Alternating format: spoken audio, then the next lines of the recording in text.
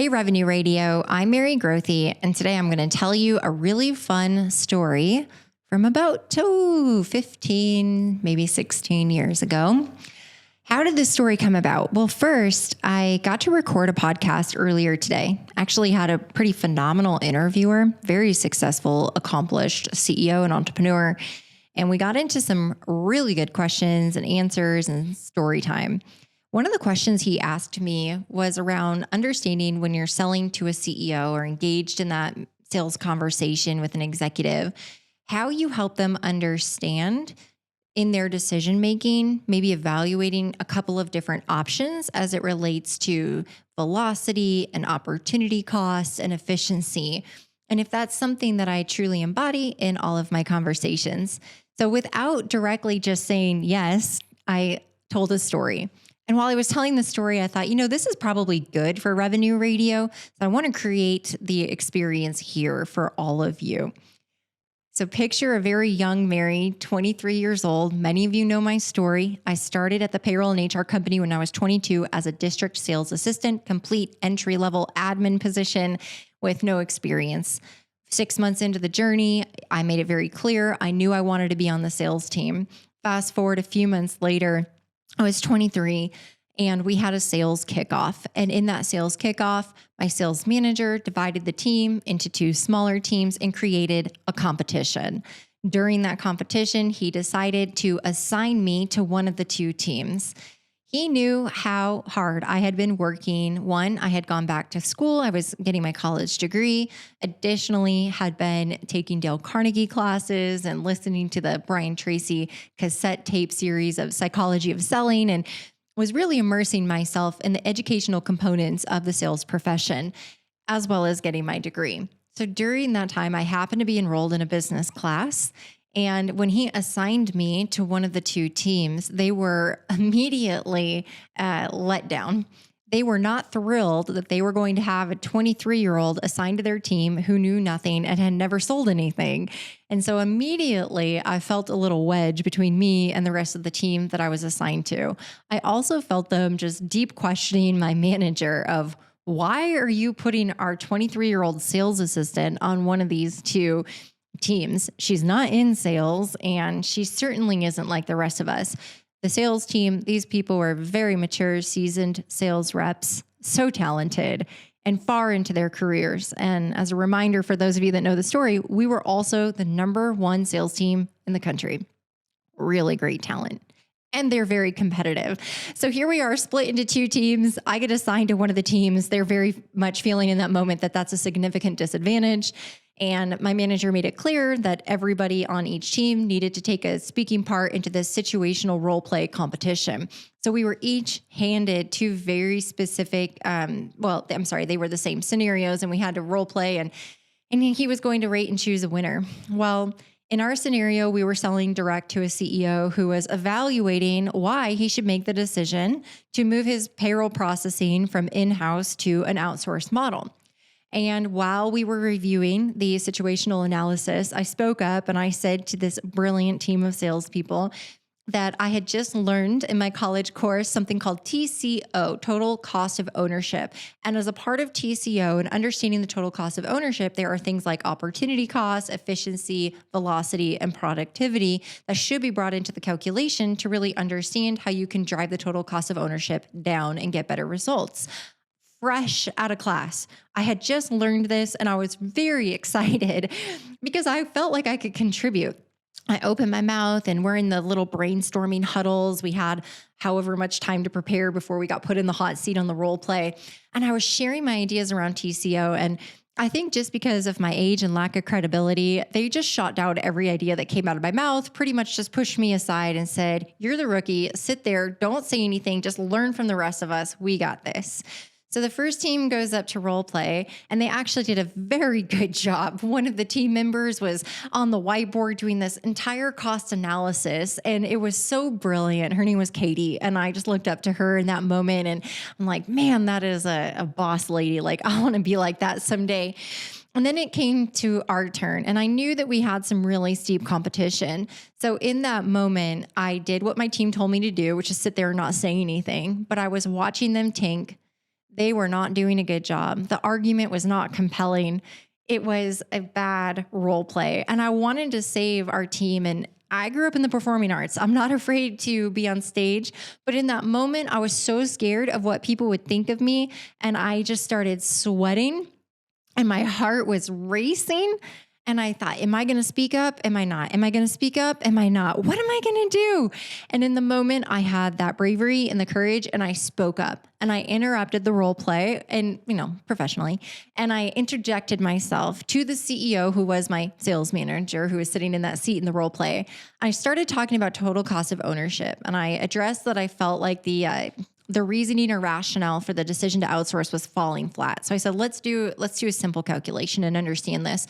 So I started walking through total cost of ownership and diving into opportunity cost and velocity and efficiency and productivity. And I led that conversation. And I think everybody in the room, they had no idea that I had that inside of me or that I was capable of that.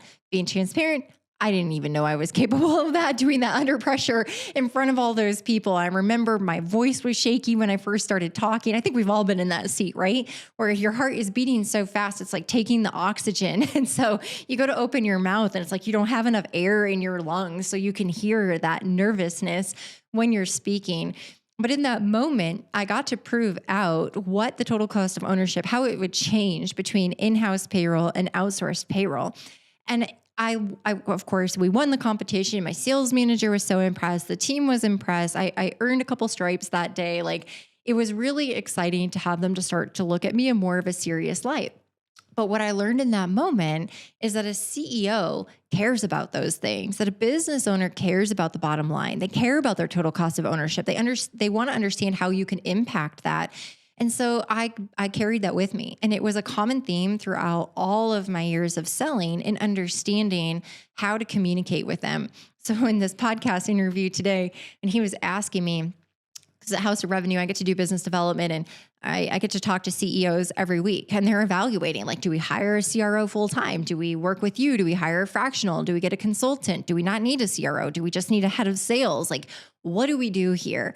And a lot of the conversation that I get to bring forward is that evaluation, is to ask some key questions so I can understand the lay of the land and understand some of the financials at a basic level so that we can break them apart, understand what the business has done to get through startup scale, what they've done so far in their journey of second stage scale, which we define would be post-startup scale. So they've already achieved a few million in revenue.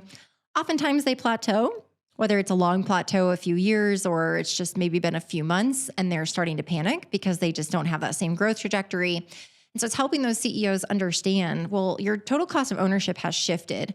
When you get out of startup scale, which your predominant focus is product message fit and getting to product market fit. When you go into second stage scale, you're looking at go-to-market fit, and then that way you can go into your scaling journey. And so that's where we're having the conversation. Well, the cost of ownership is very different, and the ways that you can bring in opportunity and velocity and efficiency, productivity, it's different. And so I love that opportunity to talk to business owners and figure out, like, where are you stuck and what is the best option for you? And just yesterday, I had a fantastic conversation with a CEO because they are really on the high end of people that we serve on Revenue Point. And it was such an awesome conversation, just laying everything out on the table. It wasn't a sales pitch. It wasn't a sales conversation. It was CEO to CEO just sitting there trying to figure out what's the best path forward. That is how I've approached sales since day one, and it has worked really well for me. So I wanted to share this story with you. I thought it was such a fun story to share, just about 23-year-old Mary understanding for the first time total cost of ownership. But I also share this because we are entering into a tough time. A lot of people fearing this recession. I can tell you as a business owner, I already feel pinched. Q3 was so hard for us and everyone I know around me. Even Pavilion put out a study that had a very high percentage, forgive me, I don't know off the top of my head, of companies that did not achieve quota in Q3. And then as they went into Q4, the number of respondents talked about, the percentage of people that were going to change the forecast for Q4 and actually adjust their annual sales goal. And the number was very high, over 70%.